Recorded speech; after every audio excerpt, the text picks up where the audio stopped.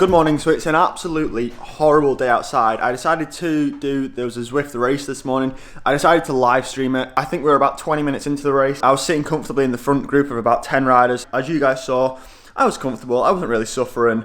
And then hit the fan. I somehow managed to jam my chain against my frame. The chain right there got stuck into that little gap there. So basically I couldn't continue the race. I stopped, I took the bike off the trainer because I was like, whatever, I'm just gonna go outside. The weather's bad, but I'm just gonna wrap up and crack on. And then I noticed my headset was a little bit stiff, so I decided to take my forks out to have a look, see if it needed re-greasing or something. And then basically what happened was all of the ball bearings in the bottom headset bearing fell out and went everywhere. And this is the result of it. It's just an empty ball bearing shell. And what that means is when I put the forks back on and tighten it up, the bars just don't move whatsoever because there's no ball bearings like to allow the bars to move. So at this moment in time right now, my bike is unrideable. The dilemma I face right now is it's a Sunday and like shops aren't typically open on a Sunday. There is one bike shop called Evans Cycles, which is quite a big like brand. It's a chain of bike shops here in the UK.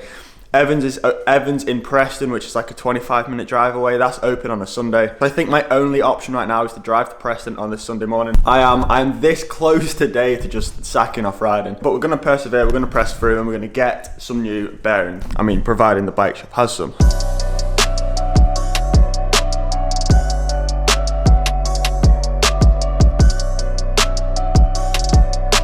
Unfortunately, Evans Cycles didn't have the ball bearing, headset bearing thing that I needed, but I did decide to buy a rain cape that fitted me. I got this black Castelli one, and it's got a reflective strip down the back. Also picked up a new Castelli neck warmer because of rain. Always raining. So I'm kind of a little bit stuck at the minute as to what I'm going to do with the headset. And now that I've got like a rain cape that fits me and stuff, I'm a bit more prepared. I want to ride outside, but I've got a feeling if I can't get the headset sorted, like I'm going to be limited to keeping handlebars in a straight line. Thus, I'll have to do the remainder of today's ride on Zwift. So yeah, I'm gonna go home right now and have a think about what I'm gonna do.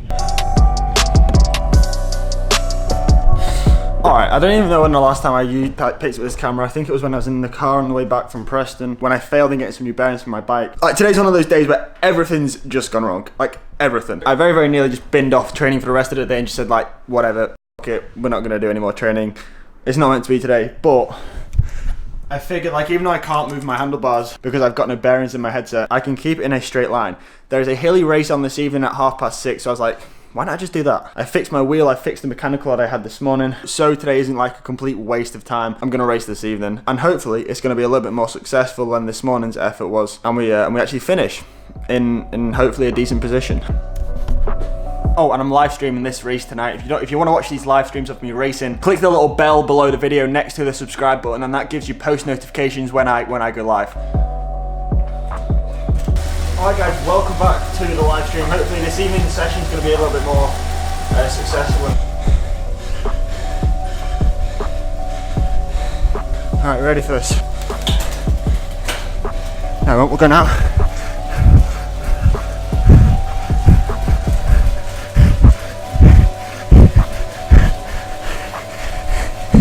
Come on, you fucker!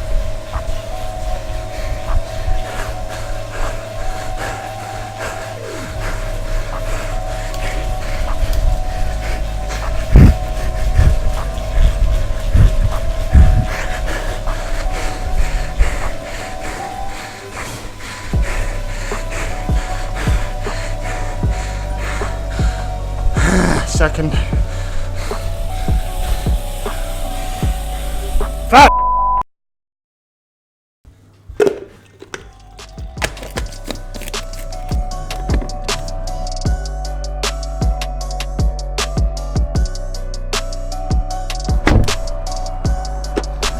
So after yesterday being such a fail, I decided to make like this vlog into a 2-day video. But we're at the gym this morning, getting a session in nice and early, and this is definitely getting it clean today.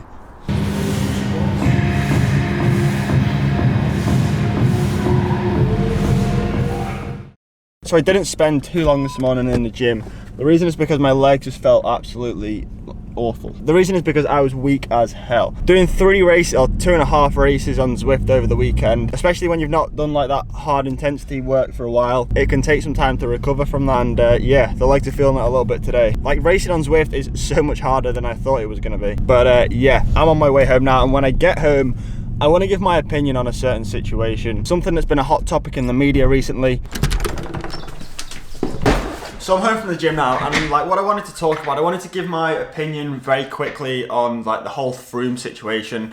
I'm going to keep this brief because A, I don't really feel like it's my place to talk about it, and B, I don't feel like I'm educated enough to talk about it. The only reason I'm doing this is because I've received a ton of messages of you guys asking me to talk about it and give my opinion and stuff. So if you've been living under a rock for the past week or two, basically Chris Froome returned an adverse analytical finding. He did not fail a drugs test. He received an adverse analytical finding during the Vuelta a España, where he had double the permitted level of salbutamol. Salbutamol is a drug used to cure or used to help with asthma. Chris Froome, as we all know, is a sufferer of asthma, as many top pro athletes are. And like, my opinion on the whole asthma situation, I saw a statistic somewhere where like less than 10% of the general public, the general population, suffer from asthma, whereas something like 70% of top professional athletes suffer from asthma. And the first thing people are saying is this is only because like they say they suffer from asthma, so they can use these drugs which help them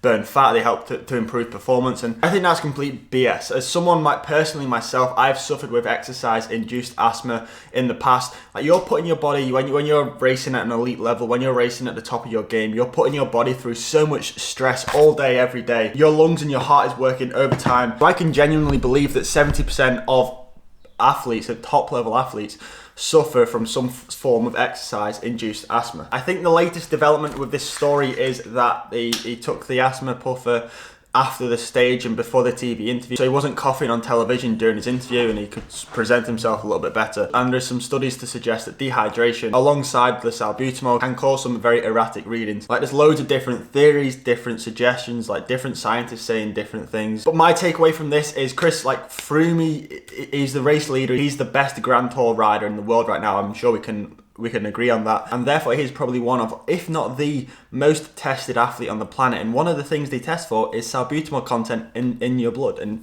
Chris Froome knows that, Team Sky knows that. So why would they risk everything for a race like the Vuelta a España when he's already won the Tour de France? So why would he purposefully and knowingly take this insane amount of salbutamol, which is something like 16 puffs of an asthma inhaler? Like, why would he willingly do that for a performance enhancement when he knows that he's going to get tested for that said drug? I don't know, like, something in my brain, something just doesn't add up. I'm a fan of Chris Froome, I'm a fan of Team Sky, I'm a fan of cycling in general, and I just hope this isn't more than what we've seen already. I truly hope there's going to be a legitimate reason for this, and we can, put it behind us and move forward. But anyway, I just wanted to quickly get that off my chest. A lot of you guys have been asking for my opinion, and that was it, I guess. But I received a parcel in the post today. Now, a lot of you may not know yet, but Stealth Training are actually the official 2018 sponsor or nutritional sponsor for my new team, St. Piran, and they hooked me up. Personally, I've never used a Secret Training product, so I'm really excited to test them out and give them a go. From what I've heard, like, all the reviews so far have been really good, so I'm excited to test this stuff out. What's in here? Gels? Alright, we got loads of gels. A couple of bottles. I mean, everyone appreciates some new water bottles. So yeah, thank you to Secret Training. If you want any nutrition or any energy products, any protein products, head over to their website and check their stuff out. But anyway, guys, that's going to be the end of today's video. I don't know why I'm stood outside in a t-shirt. It is absolutely freezing cold. But anyway, the winner of the print competition from yesterday's video goes to Niels Helden. He went through every single video on this channel, 400 videos, and left a comment on every single one of them. So for that, I think it's only right I give the print to him. I think we got maybe 2 more prints left, so all you got to do to enter is like this video, leave a comment down below, and make sure you're subscribed to the channel. I'm going to be picking the next winner in tomorrow's video. But thanks for watching, and as always, I'll see you then at 5 PM.